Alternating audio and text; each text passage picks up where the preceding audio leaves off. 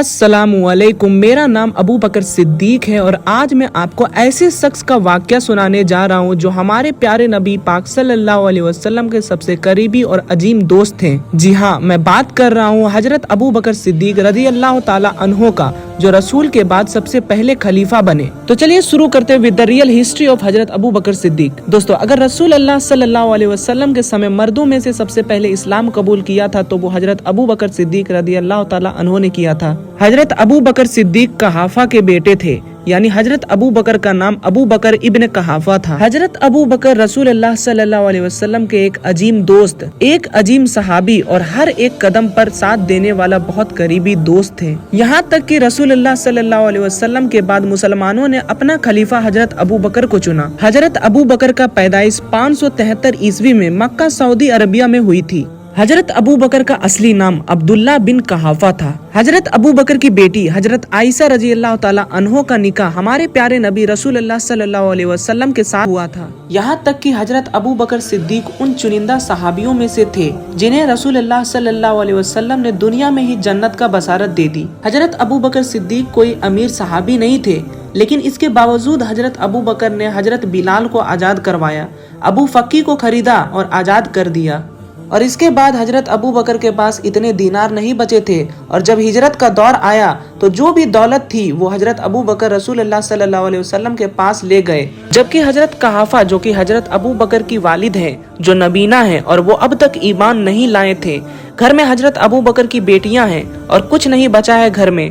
ये सुनने के बाद हजरत कहाफा बड़े गुस्से में आए और अपने पोतियों से पूछा कि हजरत अबू बकर घर में कुछ छोड़ भी गए हैं या नहीं। और ये है कि हजरत अबू बकर रद्दी बराबर भी दौलत नहीं छोड़ गए थे घर वालों के लिए। कहा कि मैं रसूल अल्लाह सल्लल्लाहु अलैहि वसल्लम के साथ जा रहा हूँ, किस वक्त क्या जरूरत पड़ जाए। और जब गजवाए ताबूत का वक्त आया तो ये वाक़या तो बहुत मशहूर है। हजरत उमर फरमाते हैं, उस वक्त मेरे पास काफी सारी दौलत मौजूद थी। हजरत उमर ने सोचा कि इस बार मैं हजरत अबू बकर से आगे निकल जाऊंगा।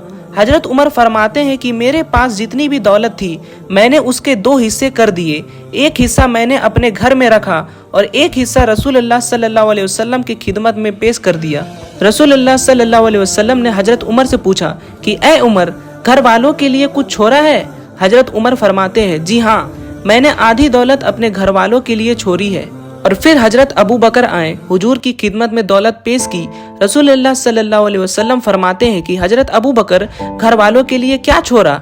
तो हजरत अबू बकर कहते हैं, अल्लाह और उनके रसूल। ये शान है हजरत अबू बकर सिद्दीक की। एक और वाक़या, जब रसूल अल्लाह सल्लल्लाहु अलैहि वसल्लम ने दुनिया से पर्दा कर लिया तो मदीने के आसपास के लोग दीने इस्लाम से फिर गए। ऐसे में सहाबाओं की राय थी कि हजरत उसामा को बुला लिया जाए, जिसे रसूल अल्लाह सल्लल्लाहु अलैहि वसल्लम ने कौसर और रोम के लिए रवाना किया था। हजरत अबू बकर ने फरमाया कि मैं उस लश्कर को बिल्कुल भी वापस नहीं बुलाऊंगा जिसे रसूल अल्लाह ने रवाना किया हो, चाहे मुझे कितनी भी आजमाइशों का सामना क्यों न करना पड़े। और इस फैसले से मदीने में हो रही साजिशों ने अपना दम तोड़ दिया। दुश्मनों के हौसले पस्त पड़ गए और जीत इस्लाम की हुई। शान है हजरत अबू बकर की, जिन्होंने उस लश्कर को वापस नहीं बुलाया जिसे रसूल अल्लाह ने रवाना किया था।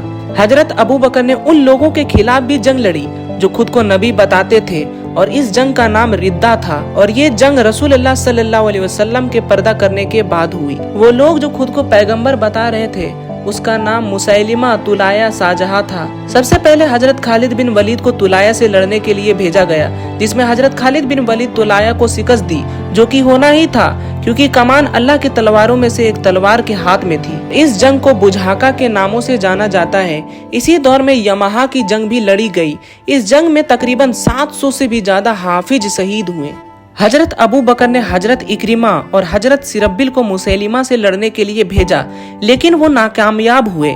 जिसके बाद हजरत खालिद बिन वलीद को भेजा गया और हजरत खालिद बिन वलीद मुसैलिमा को सन 633 ईस्वी में शिकस्त दी। हजरत अबू बकर का खिलाफत का दौर सन 632 ईस्वी से लेकर सन 634 ईस्वी तक रहा, यानी कि 11 से 13 हिजरी तक। यहाँ तक कि हजरत अबू बकर ने ईमान लाने से पहले कभी भी बुतों को सजदा नहीं किया था और न ही कभी शराब को हाथ लगाया था। तकरीबन 27 महीनों तक हजरत अबू बकर ने खिलाफत की।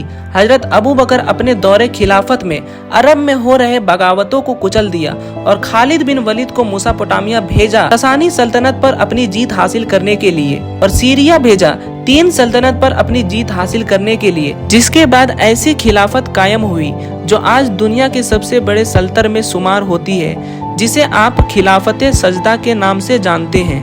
हमारे प्यारे नबी पाक सल्लल्लाहु अलैहि वसल्लम ने हजरत अबू बकर को सिद्दीक का लक़ब से नवाजा, जिसका मतलब है सच्चाई पर चलने वाला। हजरत अबू बकर ने सन 634 ईस्वी को मदीने में इस दुनिया से अलविदा कह दिया और हजरत अबू बकर की कब्र मुबारक मस्जिद नबवी में हमारे प्यारे नबी पाक सल्लल्लाहु अलैहि वसल्लम के पास मौजूद है। तो ये था हजरत अबू बकर सिद्दीक का वाकया। आप नेक्स्ट कौन सा हजरात का वाकया सुनना चाहते हैं, प्लीज कमेंट करके हमें बताएं। मेरा नाम है अबू बकर सिद्दीक। मिलते हैं नेक्स्ट वीडियो में। अल्लाह हाफिज।